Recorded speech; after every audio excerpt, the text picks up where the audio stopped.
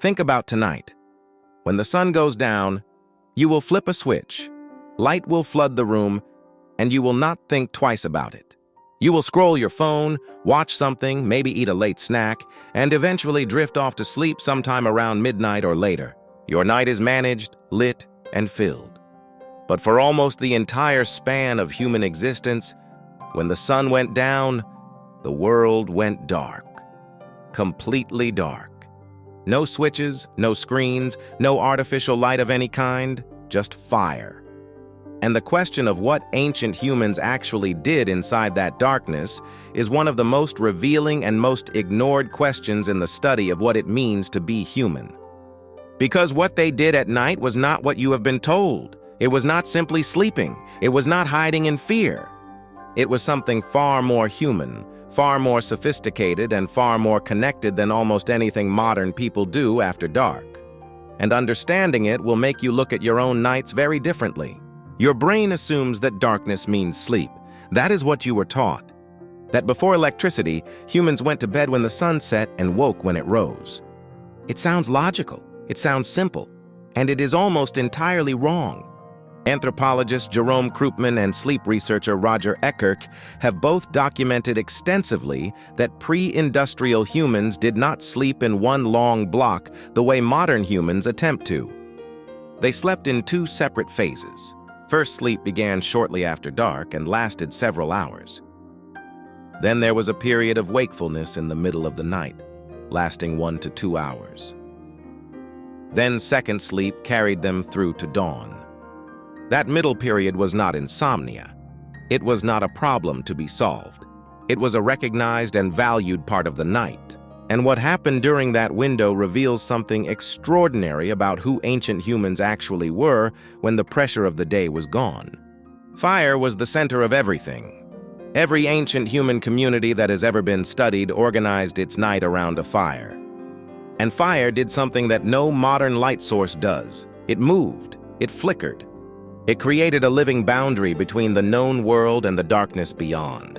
Evolutionary anthropologist Polly Wiesner spent years studying the Juhuanzi people of the Kalahari, one of the last remaining hunter-gatherer communities on Earth, specifically comparing what people talked about during the day versus what they talked about at night around the fire. The results were remarkable. Daytime conversation was almost entirely practical, task-focused. Who is hunting where? What needs to be done? Immediate problems requiring immediate solutions. But nighttime conversation around the fire was completely different. At night, people told stories.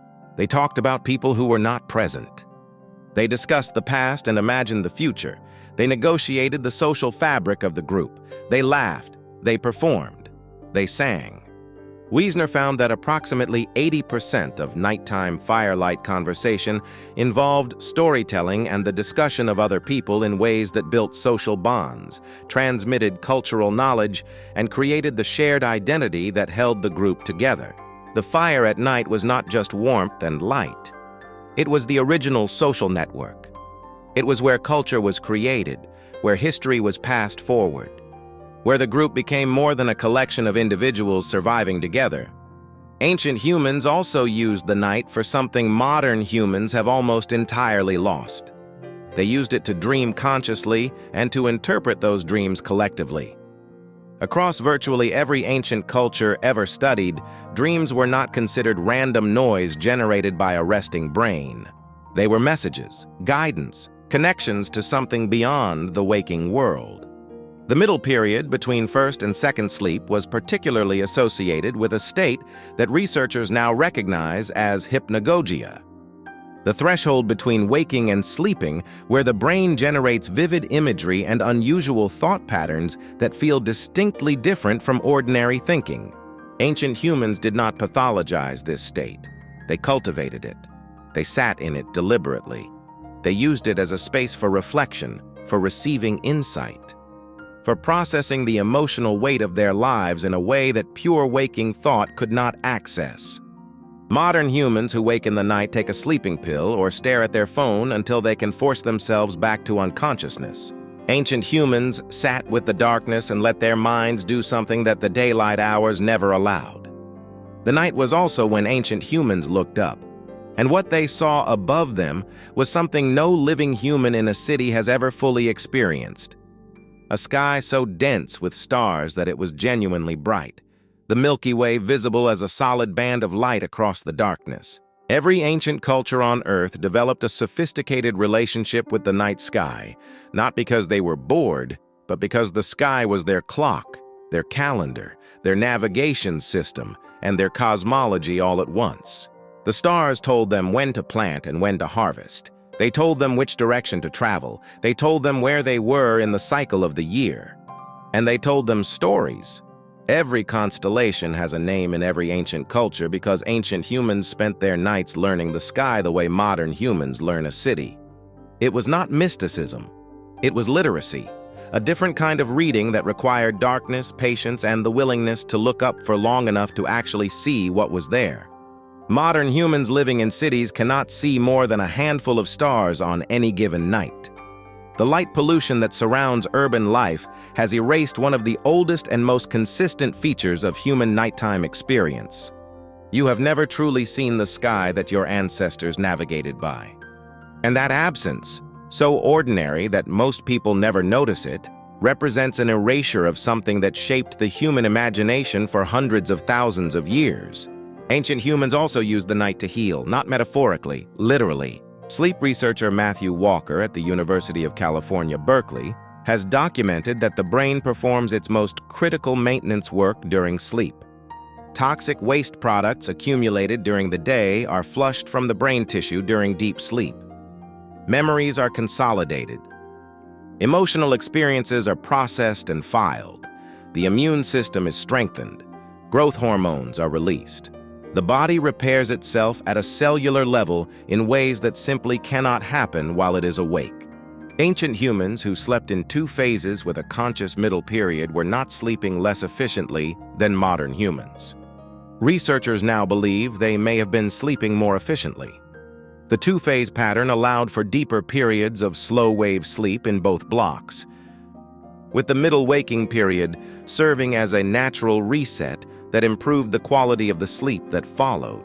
Modern humans who lie awake at 3 in the morning convinced they are broken are actually experiencing the most natural sleep pattern their biology was designed for.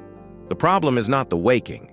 The problem is the anxiety about the waking that modern culture has created by insisting that one solid 8-hour block is the only correct way to sleep. The night also separated the world into 2 completely different social spaces. The daytime world belonged to work, to hierarchy, to the demands of survival and the visibility of social judgment. But the night around the fire was equalizing. Darkness removed the visual markers of status. The fire pulled everyone into the same circle. And in that space, things could be said that the daytime did not allow. Wisner's research found that nighttime firelight conversations were significantly more likely to involve honest emotional expression, criticism of powerful individuals, and the negotiation of conflicts that daytime social structures actively suppressed.